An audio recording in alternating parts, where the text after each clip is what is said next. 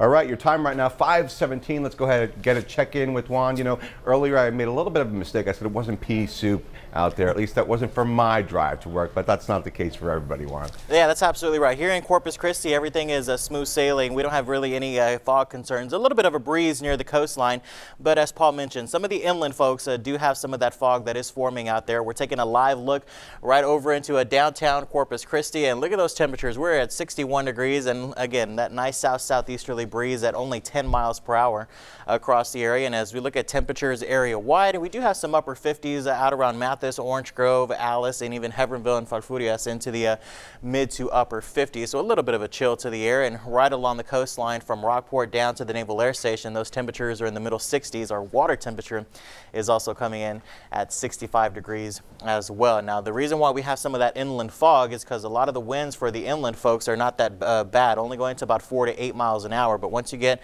right near the coastline, I should say, we have that southeasterly wind about 10 to 15, so that's mixing up the atmosphere just enough to keep that fog at bay for the time being. But notice out in Orange Grove, visibility has dropped below a mile there. It's showing 0 there, and a mile over in Hebbronville.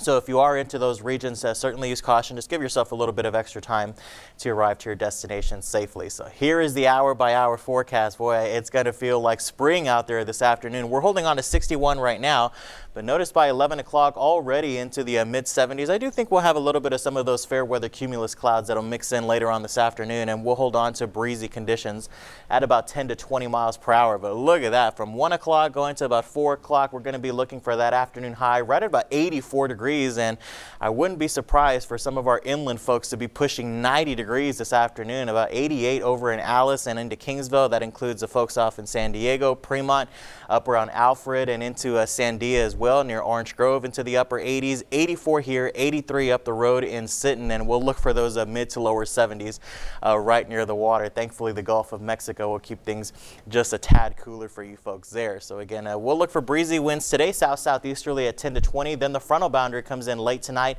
and about midnight time frame. And as we go into early tomorrow, we'll start off with breezy conditions, northeasterly winds 10 to 20. But by the afternoon, I do anticipate that wind to begin to relax, which is certainly some good news. And on into the weekend, things are not looking bad as far as wind is concerned. East northeasterly at 6 to 12 on Saturday and about 10 to 15 on Sunday. So here's the forecast for the mariners out there. Very warm and breezy. We do have the offshore and nearshore small craft advisory until noon. The bays are going to be choppy out there. The seas 4 to 7 feet across the region. And as we look at the satellite and radar composite, frontal boundaries up in North Texas already. There's a little bit of a dry line. So we have moist air out ahead of it, very dry air behind that frontal boundary, and a lot of cold air behind the actual front. Temperatures only into the 20s and 30s, and this is just going to continue to push into our region as we head into this evening. And unfortunately, though, we're not going to see much in the way of rainfall. So 7-day forecast, 84 today, 56 and 66 tomorrow. A very nice weekend on tap. Low 70s. Our next big front comes late Tuesday and on into Wednesday. Paulo. All right. Thank you for that, Juan.